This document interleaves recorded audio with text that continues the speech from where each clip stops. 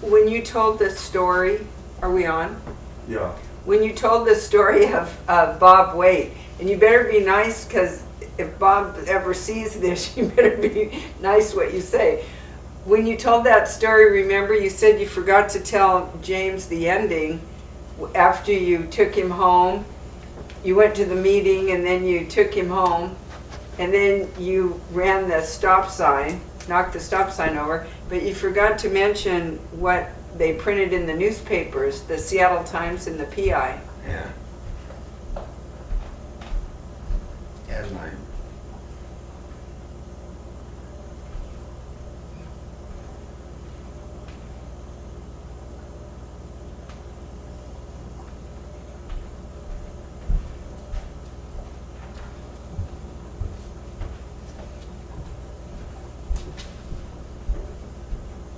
You waiting for your audience? Yeah, the headline. What? Tell James what the headline was. Well, the next day, or the day after, the next day in the Seattle PI and the Seattle Times, a big headline, J working, barred from all city of Seattle work for 2 years. Affirmative action work. What's that? Was it affirmative action work or just all work? What's affirmative act? I don't know what you're saying. Affirmative action because you violated the affirmative action No. quota, or they just banned That's you because you don't get along with them. with the minorities, but they banned you from all work regardless for 2 years. Wow. Well, if you got in a fight with the blacks and they're requiring you to hire 30% blacks, how would you do any work? So the other thing that you wanted to back up and tell was about your airplanes. Well, that's when I first came back, or right when we started in business. We started in business in 1946, and this is about 48 probably. And they had little airports all around the country here, training pilots during the war. And then they shut it all down, and they made a program where the GIs could learn to fly, but they didn't need the airport. So I was watching in the paper one day, and here they were having an auction on airplanes down at Boeing Fields. So I go down there, and here's this little Taylor craft, and the fabric's all rotting off of it. And it's just sitting there with kind of a little forlorn, beat up airplane. Well, it wasn't beat up. Anyhow, I go down there and bid it, and I think I bought it for $550. And I took the wings off of it.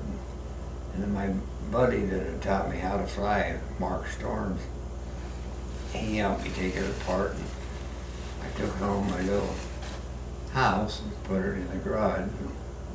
I sanded the whole framework down, and then Mark found they had 65 horsepower, and he had found an 85 horsepower engine that was, I can't remember, he overhauled it, I guess. Anyhow, so we had to do some structural work on the airplane to put the 85 horse engine in it, and then we got 2 wing tanks to put wing tanks in it. All the T-Craft had was a little tank right in front of the dashboard, and it had a little float that stuck up out of the cork in the tank, and it shows you it went down as the tank went down, so you know when you're running out of gas. Sounds sick. Anyhow, I got it all repainted, zinc, and all the rust off of it. Had it all cleaned up real nice. Mark helped me all the time. And anyhow, he said that if I'd buy him a commercial sewing machine, he'd sew all the fabric for her. And so, of course, I had my little house there. It was empty. Nobody's living in it. Anyhow, he got the fabric, and I said, what's a commercial sewing machine cost? He said, well, the one I want is just a plain Jane, but it's a heavy duty, and it's $185. So I said, well, buy it. I'll pay for that. Anyhow, he brings that sewing machine home, and we got the airplane all ready to put fabric on it. And here we got all this fabric in that house. There's yards and yards and yards and yards of it. I wonder, Jesus, and he's sewing and sewing and sewing and sewing. And of course you sew it all inside out. Anyhow, he got the wings done, I guess. It was about, he had the fuselage done. And I thought, boy, how's this gonna work out? We took it out of the garage, and of course you slide it right over the back end. Got it slid on there. It just didn't even have a wrinkle in it. He did a beautiful job of sewing it. Then he sewed the wings, and they were just the same. They slid on just nice and tight. Well, then you dope them. You dope them to shrink the fabric. And so we doped it all, and then we decided to paint it. It was painted green and with yellow wingtips. We painted it all, and then I wandered it on floats, so we found a pair of floats that had been banged up, and I think you had to pay $700 for the floats, more than I did for the airplane. Anyhow, they had some dings in the front of them. And Mark, he was a good body man, and he straightened them all out and dinged them all up, and we bought the struts and everything.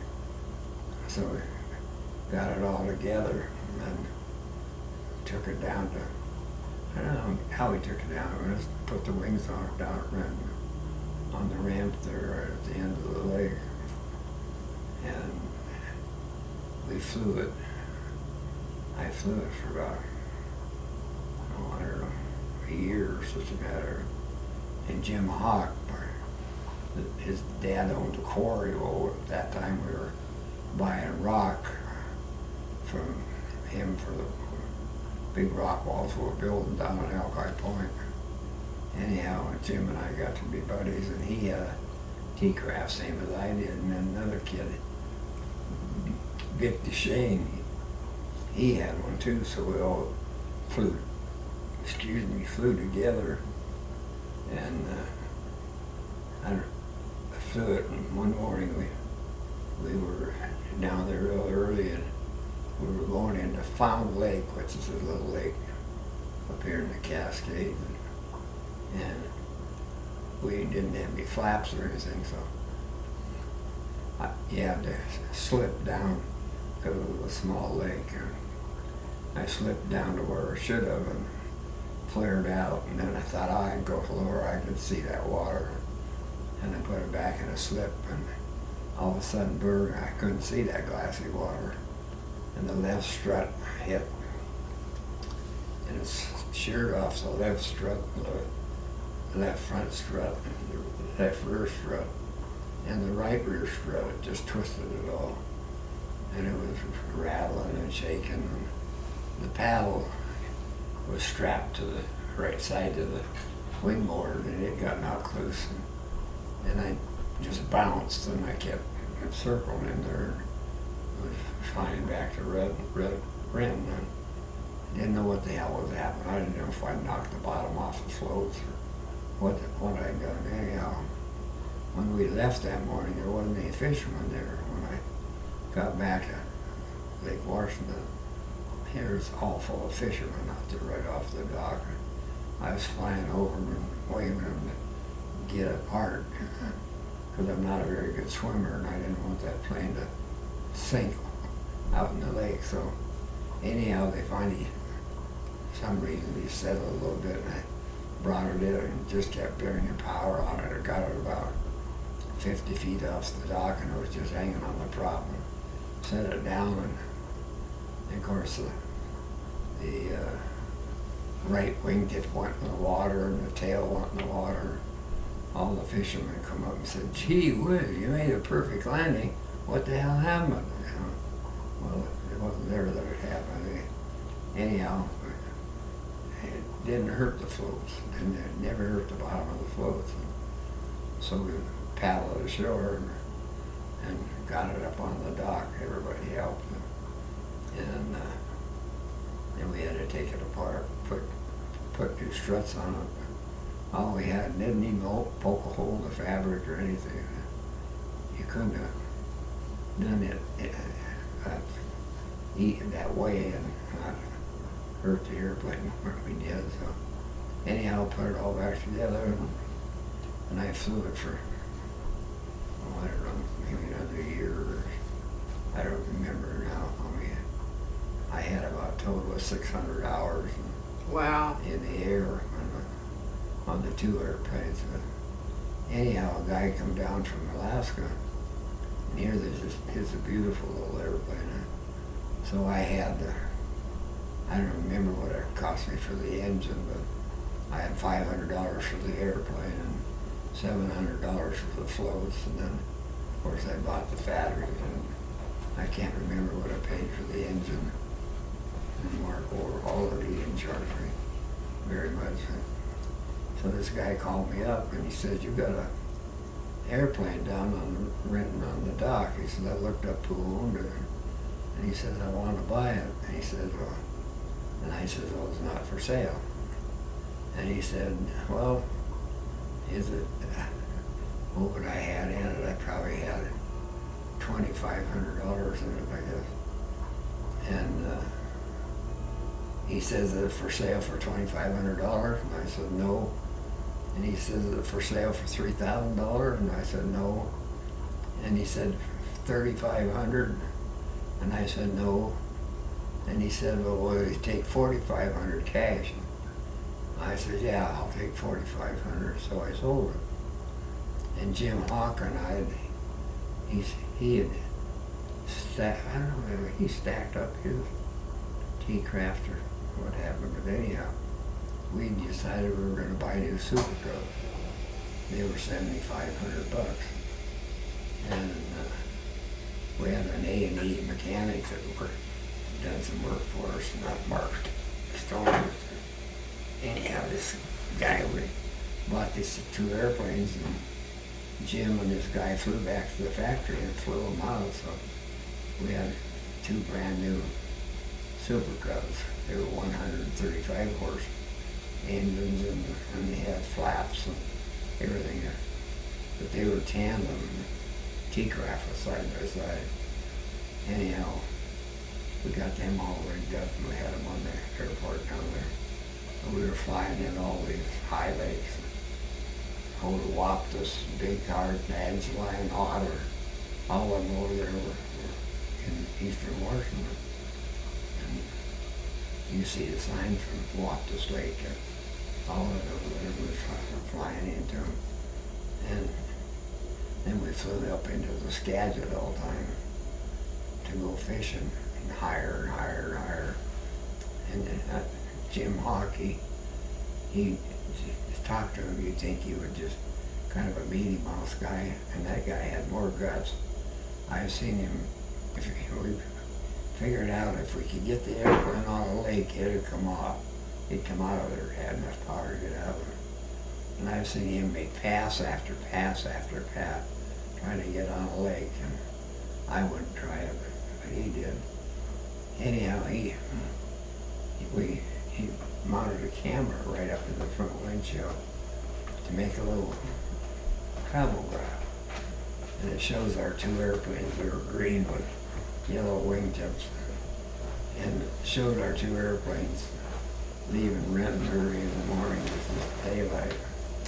And then we flew into, I can't remember how many lakes that day.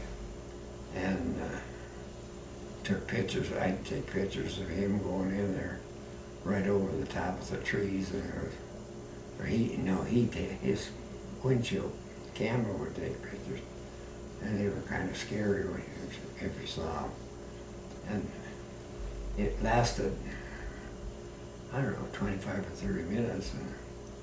And Disney wanted it. And Disney took it down there and had it for a year or such a matter, but I never did see it come on Disney. Anyhow, we were building Lake Hills then, and the guys all wanted to go fishing up in the Skagit. So I had Jim, what the hell was this two guys? George Savider and Len Lundgren and Jim Keaton, I think it was.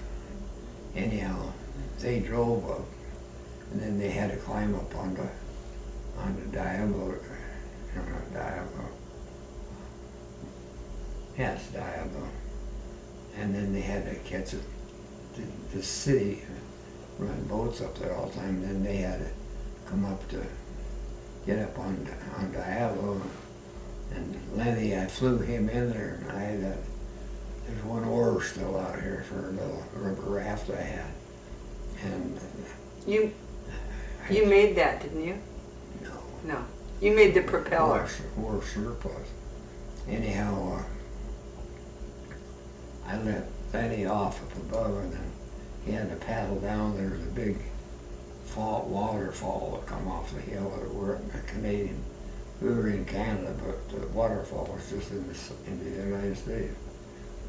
And there's a whole bunch of logs there, and you just cast into that, and your bait go down into those logs, and you can catch a nice trout about that big almost every time. And anyhow, I took them guys off of Diablo, and when I went down to get the second one, the wind had come up, and boy, the wind was blowing like crazy. No, the guy told us, he said, you got to get out of here before 11 o'clock, because then that's when the wind comes up. Anyhow, I got him out of there, and no, I had to wait, and it was dark when the wind finally died down. We took off, and then we went up on Ross, and I was landing by moonlight. You could just see the reflection on the water. And we landed, and then we stayed there overnight, of course. And I told those three guys, I said, you get all the fish, you get up in the morning, you get all the fish you want by 9 o'clock, because we're going to be out of here. Anyhow, the next morning, they got up, and they were loading the center compartment in the floats with fish. They had so many fish. Anyhow, I took one of them down, come back up and got the other one. The one down there, the wind had come up. And of course, Lenny Lundgren was up. He got left there the night before. He was up there with the spray coming off that falls, and he about froze to death. Anyhow, the next day the wind was up, and there's an island there's an island in Diablo with a bunch of trees on it. And so I was light on gas and solo. So I told them, I said, you guys hold on to the tail, and when I turn me loose. And I wound it right up to the pin, and he turned me loose, and I'm going up the lake, and I'm indicating 60 miles an hour, and it won't come off the water. And it was slowly turning me right toward that island. And if the day before, when the wind caught me, it blew me almost upside down. One wingtip was in the water, and I just jammed the throttle wide open and pulled the nose back down.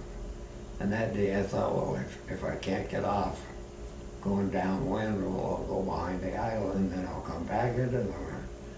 But going toward that island wasn't going to let me get behind it. So I held it down, and I was everything going full bore, and I jerked full flaps on, and that little Super Cub just went up like a jet. And I felt I rubbed the trees with the floats. I could see rocks and trees for months. Every time I woke up, I could see me splattered all over that island. I said, I'll never come back here again, and I haven't. I've never been back. I've been on Ross several times. But in this little Rota Gravure that we made, Jim had made a camera. It was in a box about that big, and he could sink it down under the water, and he'd sink it down here, and then he'd cast the fly on top of here to show a trout going right up and grabbing the fly, and we took moving pictures of it. And then there's a foundling, and it showed catching a 4-pounder rainbow in that little thing, and then another lake up there's got grayling in them. They're a different looking trout, and we took pictures of that. It was 20 minutes long. The little thing, Jim still got it. I've only seen it once since we did it, and that's got it 50 years ago. But Disney had it, like I said, for about a year, and they never did anything with it. They finally sent it back to them. Then where did we go? Well, I think, yeah, we forgot your 2 houses on 4th Southwest. That was before the airplanes, right? No. That was after the airplanes? Well, I built the airplane when I had my first little house. It wasn't even finished. Well, I know, but you didn't talk about the houses. No. Well, that's all going on at the same time. Oh, okay. So, anyhow, I built that little house, and my mom moved over here, and I had a lot next door, so she built a house. And then I had rented my house. I had finished.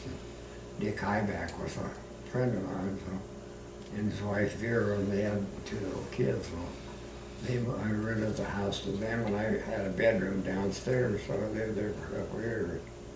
And then Mickey and I got married, and we lived there for a couple of years, I guess, 3 years. We had Doug and we had Tony and Becky. Then I built a guy who wanted me to grade some lots up on 4th Avenue South, so I graded these lots, and there was all sand. And Jan Garber was an operator that worked for me. He was kind of a ornery guy, and he lived down the road, and the sand was working down on the road. And he was all bitching at this guy, Mr. Anderson, I think his name was. And I saw him one day, and I said, "How's your lots doing?" "Oh, they're terrible. I'm up there fighting them all the time, and I just love to get rid of them."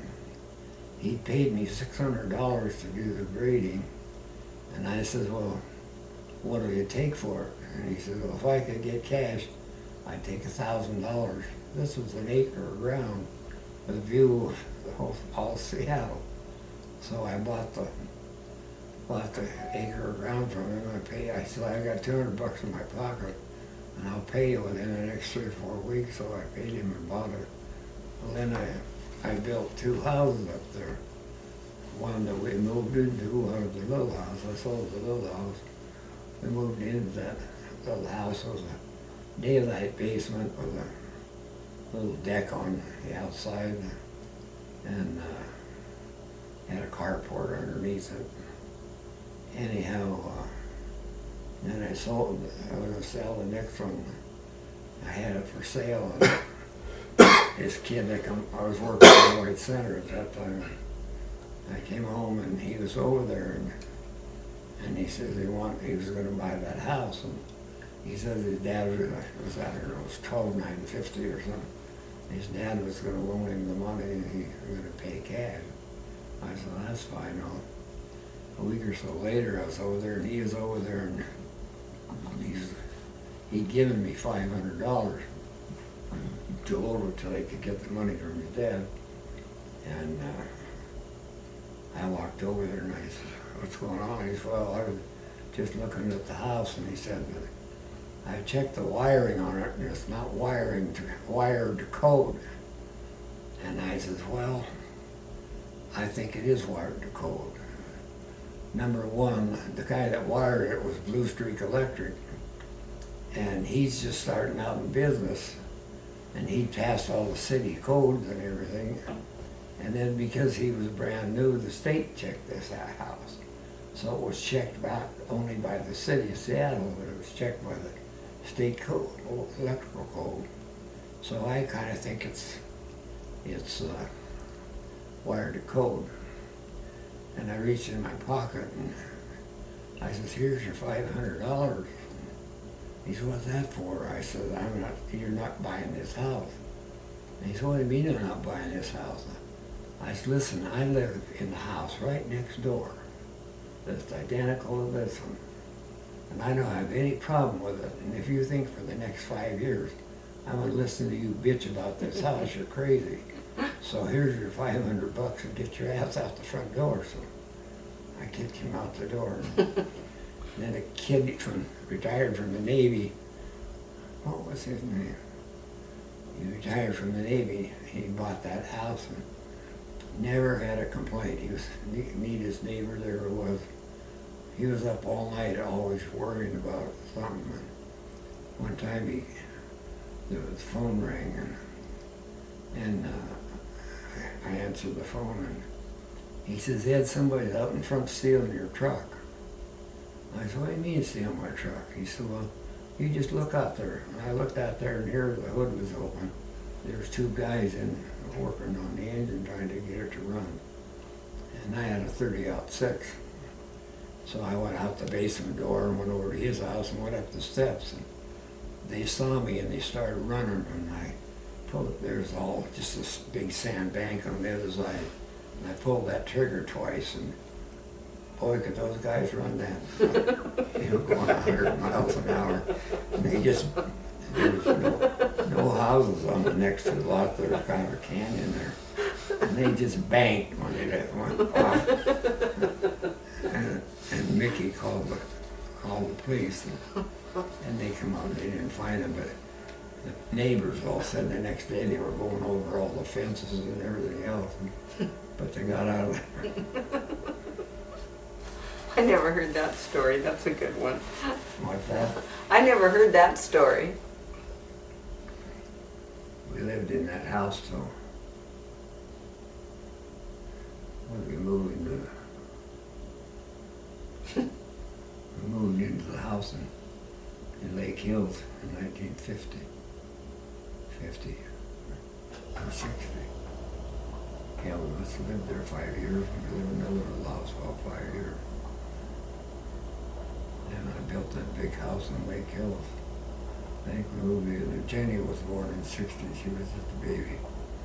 We moved in there in 60 and then of course we were building Lake Hills and all kinds of stuff going on. I had lots of people working on building all the roads and sewers and everything.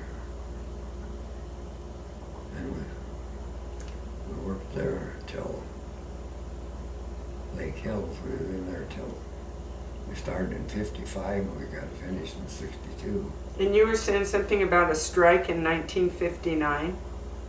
Oh yeah. The union, they send you out a paper and if you wanted to negotiate with them, you send the paper back and tell them you want to negotiate. Otherwise, you're going to just settle what the AGC settles for. Well, I never did want to fight with them. And so but I was one of the biggest. I had about 42 operators in the operating engineers. This is the operators, 1959 it was. That's Union 302? Yeah. Anyhow, Friday, it was Friday, and they would come out and shut all my operators down.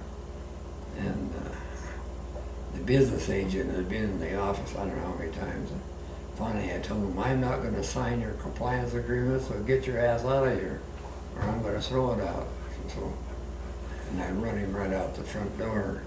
And I said, don't come back. Well, then that didn't fit very good with the union. But anyhow, and they pulled the operators off.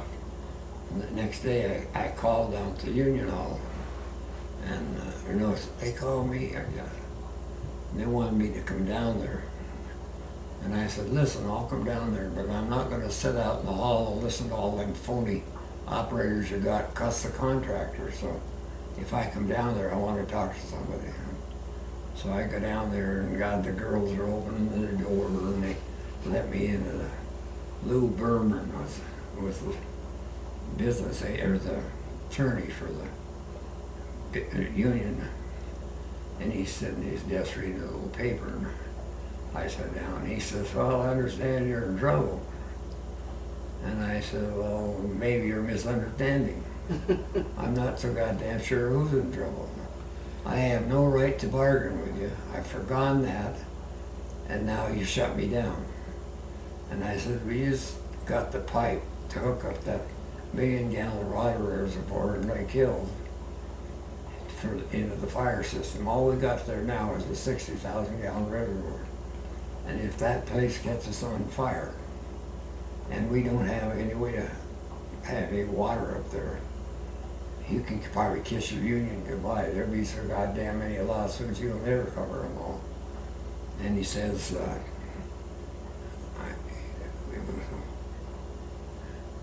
he said, we didn't shut you down for not signing the compliance agreement. And I said, why'd you shut me down?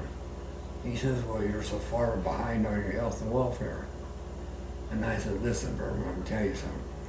I pay my crew, I pay my suppliers, and if I got enough money left, I pay the union. And I have been twice or 3 times as far behind right now before, and you never even wrote me a letter.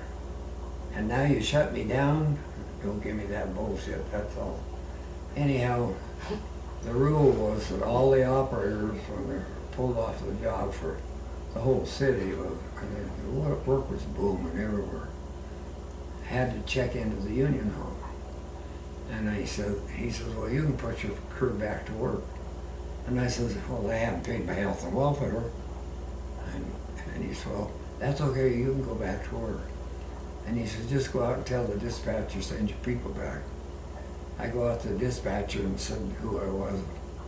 And he looked on his charts, and not one of my operators had turned himself into the union. None of them had, 0.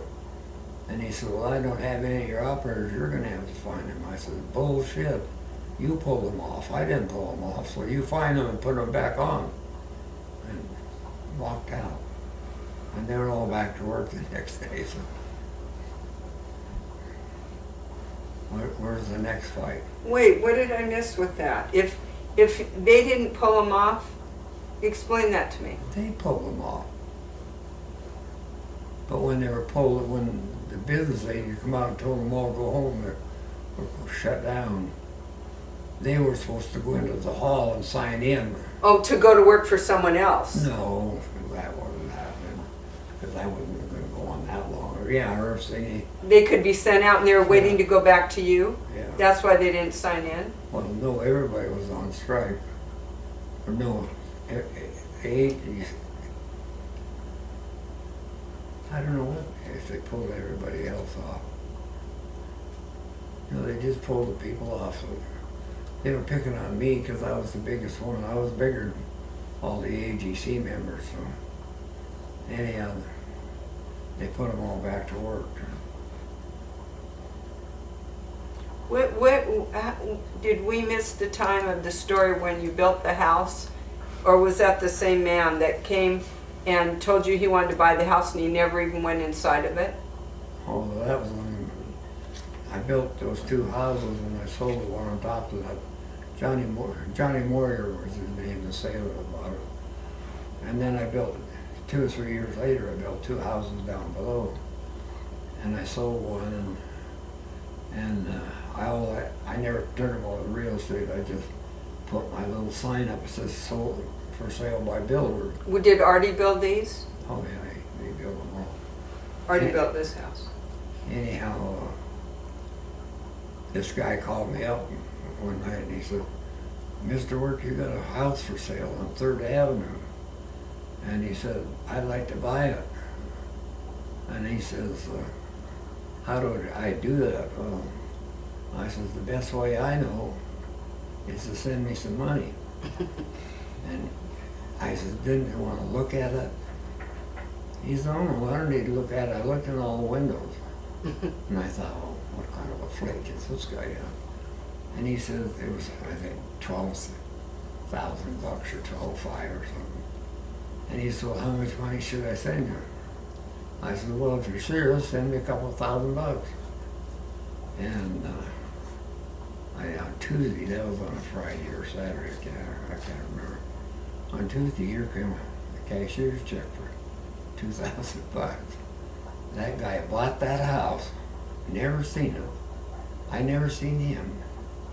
He went into the bank in Burien and signed all the papers. I went in and signed the papers. He got his papers and put the money in there, and the bank paid me the money for it. And 2 or 3 years later, I was out there for some reason.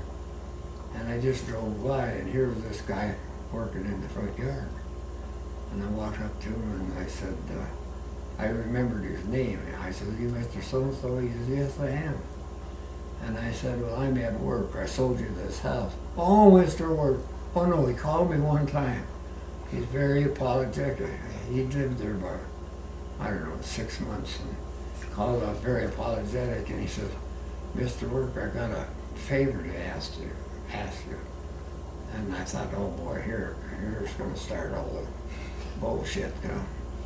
And he said, "I got a gutter that leaks in the corner." That's when we used wood gutters years ago. And it dried out a little bit, and it was dripping.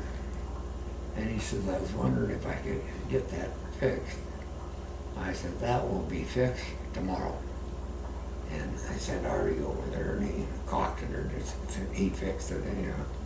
And that's the only thing I ever had with that guy.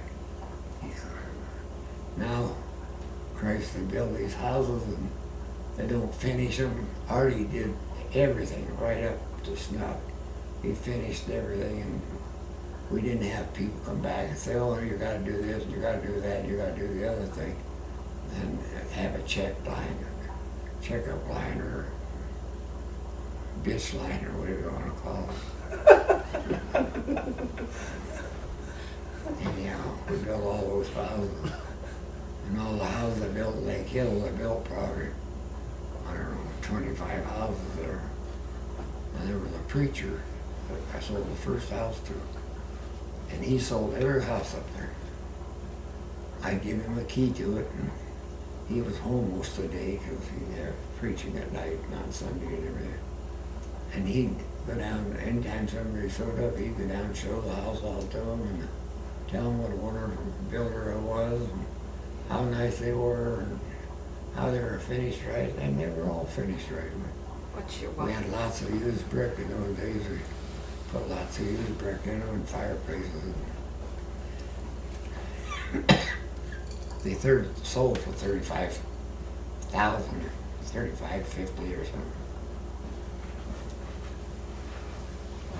Nice three-bedroom houses with fireplaces and everything. What's next? Meanwhile, I was building probably 30% of King County's roads all over the country here. White Center, I widened White Center out to 4 lanes where it is now, and on 90th was the houses. This side of the street, this side of it, widened that out here for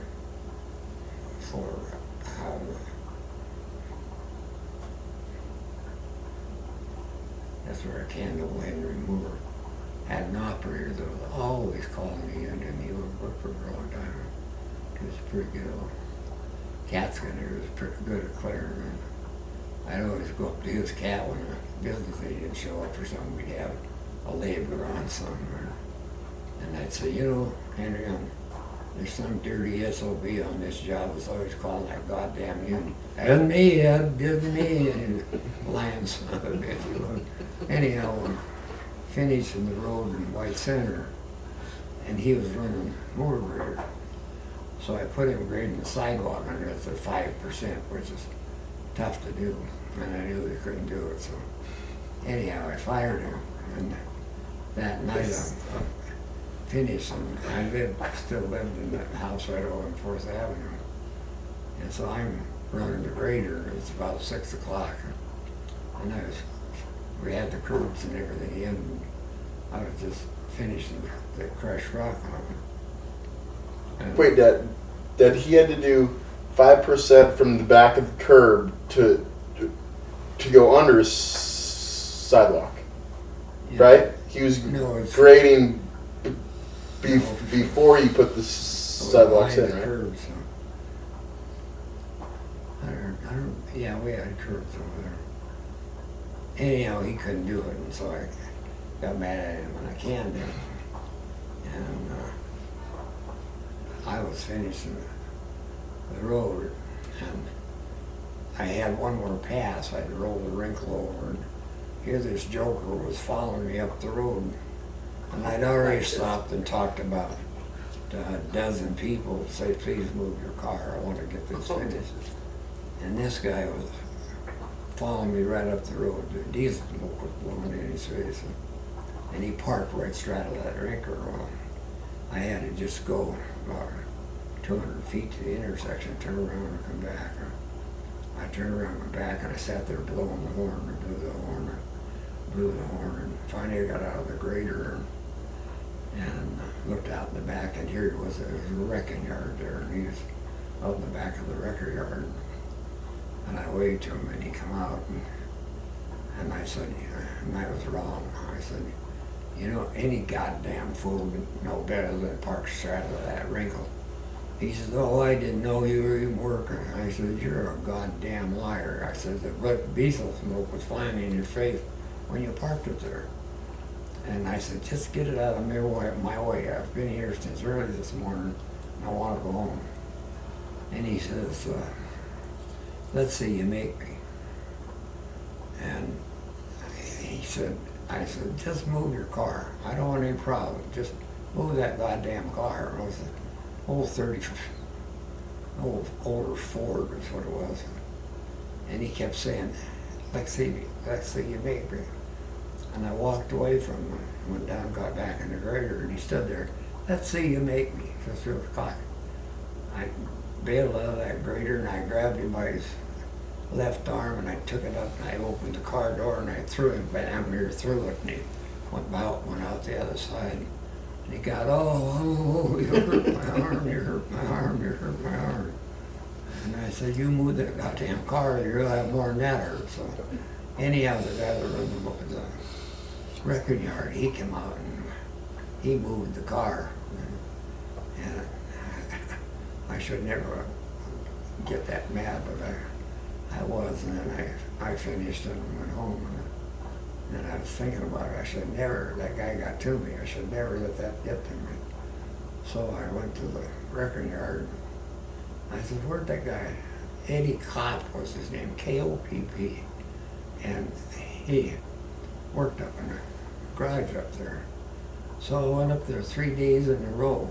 And he never was there, so I went up one day and he was there, and I said, you know, you got to me, and I shouldn't have let that happen.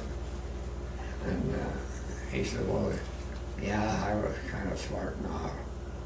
And so anyhow, I said, well, if you got any lost time or doctor bills, I don't have time to screw with this. Just bring them to work, and I'll pay them. I don't have time to monkey with this crap. Anyhow, I go home that night, and here's a letter from an attorney in White Center. And he's a nastier nails down all the bad things I did. So I called him up, and he's real smart. I said, you know, I got one of you guys just like you, a rotten, I called him a name. And I said, I might as well get him involved in this, because I can't settle with you. And that was Jack Sylvester. So I go down and give it to Sylvester, and they're wrestling back and forth. And I'd go in and have a cup of coffee or lunch, and this guy ate in a little restaurant there, and I'd sit down right beside him. And I'd say, well, how's your lawsuit going? And he just kind of shaking. He was afraid I was going to grab him again. Yes, I don't know. I says, you know, I could have just busted your head open that night. It wouldn't have bothered me at all. And he says, yeah. He says, you were pretty upset. And I said, I understand. You got an attorney working now. And I said, you get his bills or whatever it is, and I'll pay him, and we'll settle this thing. And we agreed that it'd be about $1,700, I think that was the time. And so he never did come back, and then Sylvester told me, so you can't settle it now, we got 2 attorneys involved. And that wound up costing me a new new Cadillac for that sucker before I got done with it. And I was so goddamn mad that I went into Sylvester's office. And I said, Jackson, I said, you put every paper that you got of mine in that envelope. And because I'm out of here. He said, oh, settle down, Ed. I'm not going to settle down. And don't mess with me, because there'll be another broken arm and a broken head, because I'm not going to screw with you. I'm done. I could have settled this for $1,700. Now it's costing me $3,500 or whatever the hell it was. I can't remember now. Anyhow, I went out there, and that's Diamond that owns all the parking lots. That's his firm. Diamond and Supposedly Silverstein. the best attorneys in Seattle. And that, anyhow, another little episode. And then for years we just built roads, built county roads, and I started bidding for the Bureau of Public Roads. And which one did we do first? In 1963, we were crushing rock, and I got the job from Gorge Dam to Thunder Arm up there to surface it. And we went up there and crushed the rock, and then we went back up there in 65. And meanwhile, we built the road into Crystal Mountain. That was 2 miles into Crystal Mountain. And then we done the job in Packwood. It was in 64, I think, 5 miles through Packwood. And we crushed the rock over there. We had 550,000 tons of rock to have made that year and have it on the road by September. So we were running double shift, and my crusher guy had cancer. Bob, what the hell was his name? Anyhow, I was watching over the plant in Packwood. Brady Waters was running the first shift. He started at 4 o'clock in the morning and run till 12. And then I'd run from 12 till 8. And then I'd do the maintenance from 8 till 4 in the morning. So I was, and Brady and I slept in the same bed. We had one motel, and I was going day and night. You talk about not putting in the hours, and anytime there's any problems, they come wake me up. We had a guy there, Ernie Thurston was the guy over at the crush that he was for the Bureau of Public Roads. And he was a dumb shit, and he'd call you up over something that didn't amount to anything, and he called me up one night, and I guess he'd been out drinking, and called me over at the plant. And a couple, 3 nights before, we'd screwed the rolls down and screwed everything down. And the rock out of the College River wouldn't go to 200, and you have to have from 2 to 5% passing 200 to pass the Bureau specs. He woke me up, he says, or Brady come over and woke me up. He says, Eddie's trying to shut me down because we're out on the 200. Boy, I come out of that bed, I went over there, I said, you know, you dumb ass, we can buy all the mineral filler, that's just like cement, it's dust. When you mix the asphalt, you can add that, and you shut that plant down for an hour, and I can buy all the mineral filler for it in 20 minutes for what we'll lose in production. And I said, you knock that off. And anyhow, he and I, he was a 2 jug a week man. Cost you 2 jug a week to get along with him. And then we had all the crushed rock on, and they put asphalt emulsion in the rock, and and the log trucks were running through there, just hundreds of log trucks running through there, and you shoot the oil. And I was running the distributor because the guy got out of the hall couldn't run it, so I was doing shooting the oil. And anyhow, we got it, and then you cover it with rock, and then you have to broom it for 5 days, and then you shoot it again and cover the rock again. And it was a hot it was in July or August, it was hotter than hell. And the roads turned black, so the oils, we put asphalt emulsion in the lower rock, so that was an experiment, and it was, instead of it going down, then it was coming up. And so it was, the log trucks running through there was just turning black. And what happens, the hot tires will pick up that oil, and it's only this thick, the rock and the oil, and they'll throw it over. Well, then you got a hole in the mat, and then you got a hump right behind it. And I'm screaming on the radio for Chuck Haggard. He was one of the truck drivers, and Alex Lyman was the other one. And I said, cover that road.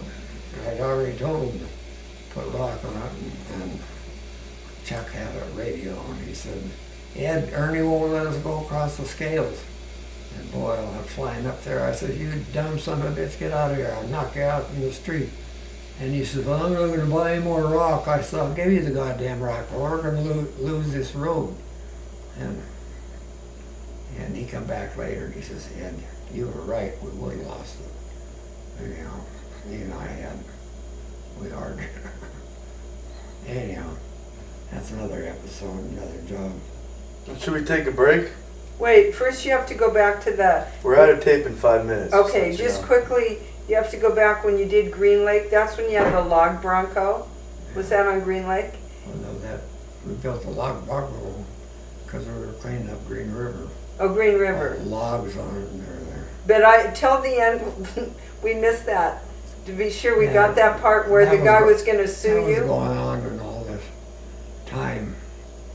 The Green River was plugged with logs, and you had to get them loose, and so we put a shear boom in the river down below, and then you'd have to knock them loose and you'd have to choke them. It was a hell of a job. So I'd seen one of these little log broncs. It's a little boat, solid steel boat with a big rail up the front, and it's got a 95 horse outboard right in the middle of it, and you spin it, it'll go sideways, backwards, go anywhere. Anyhow, this guy went down to rent one, and they wanted an obnoxious price for it. It was terrible. So I come home, and I had come back to the shop, and I had Herm Reese and his son Tom, and I said, here's what I want. I drew this picture, and I had a picture of one of these where they were selling them. And so they said, well, we can build that. So they built it, and we had 4 or 5 compartments. You couldn't sink it. You could hit it with a bomb. You couldn't sink it or do anything. So what we do is put it in the river and run it right out to the log jam. And then I had 24s up there. We run the drum line over the pile of logs and pull that little bolt right through the pile of logs and bust them all up. And then they go down, and then the shear boom would take it off, and then we had a drag line or clamp to take them out and burn them. Anyhow, we were doing Green Lake at the same time, right after we got done with our job on the river, and this salesman come out, and he said, well, what you need here is a log bronc. We sell these log bronc. And I forget, it was Artie, I think. Artie says, oh, we got one of them. He says, you can't have one. We never sold you one. He said, well, we got one. He made it. Anyhow, we brought it out there. And they were made down in Oregon. And the guy from Oregon wrote me a big, strong letter, or attorney did, and said we were cease and desist from using this boat because it was patented and everything all. I called him up and I said, well, if you're going to sue us for it, I said, get after it. I said, we got lots of lawsuits, so just get in line. So, anyhow, they never did come up and do anything. And years later, it was laying in the yard, and I was up at Cowlitz Veneer in Packwood, and they were having trouble moving logs around. So I said, hey, I got something that'll work for you. He said, what's that? I said, I got this little log broke. He said, oh, I've seen a picture of it. And I said, but I gotta tell you the story. It's illegal. They can't bother me because I build it. When I sell it to you, maybe they can bother us. But I'll back you up, so if we get in trouble over it, I'll just come and take it back. And anyhow, I sold it to Mount College Veneer, I think it was, or Mount Adams Veneer. And Yeah, but you forgot the best part of the story when you said you told them to get in line. You got lots of lawsuits, just get in line. And then last night you said, we really didn't have any lawsuits. I was just telling them that. we didn't have any lawsuit. You just told them Alright, let's that take a break before we run out of tape. to bluff them. That was funny. Well, anyway, Wait, we're on a tape, honey. You got the storyteller is like Mount Vesuvius.